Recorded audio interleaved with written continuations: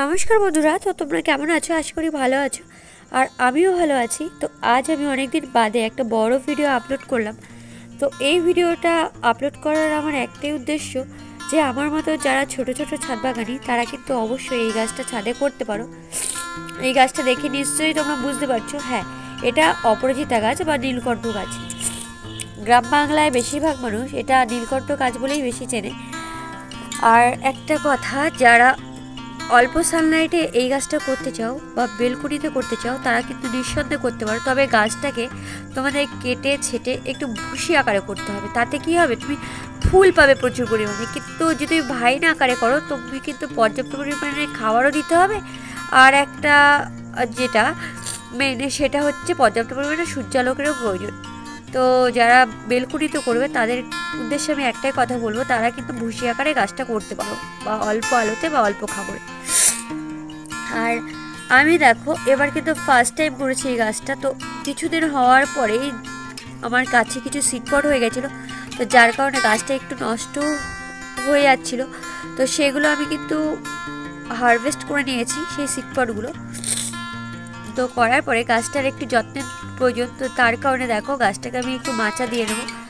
আর খাবার হিসেবে কিন্তু আমি তেমন বিশেষ কিছু ইউজ করি না। যেটা আমি করি না সেটাই বলছি, আমি কিন্তু গোবর সার আর সরিষার খোল পচা জলই ইউজ করি গাছে বেশি।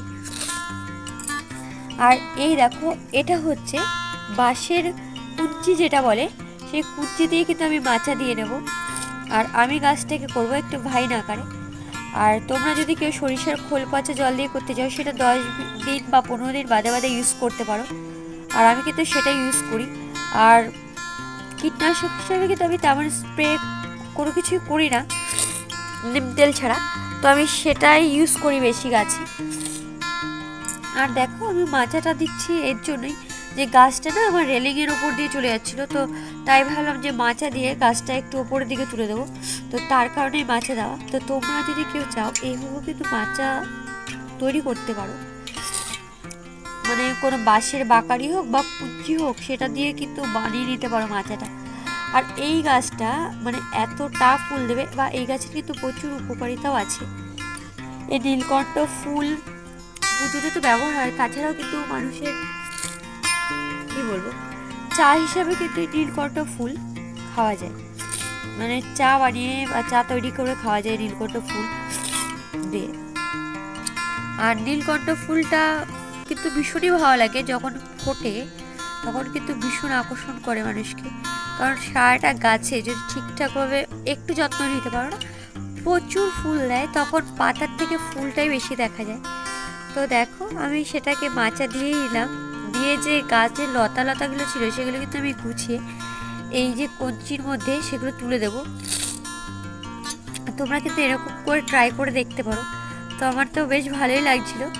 একটু হয়তো কষ্ট হয় সেগুলো করতে, কিন্তু সব শেষে যখন গাছগুলোকে দেখা হয় সব কষ্ট কিন্তু মুছে যায়। তো আমার সেম জিনিসটাই হয়, যে গাছের প্রতি এতটাই ভালোবাসা যে সব কষ্টের মাঝখানেও গাছের ফুল দেখলে কিন্তু সব আনন্দ ফিরে আসে।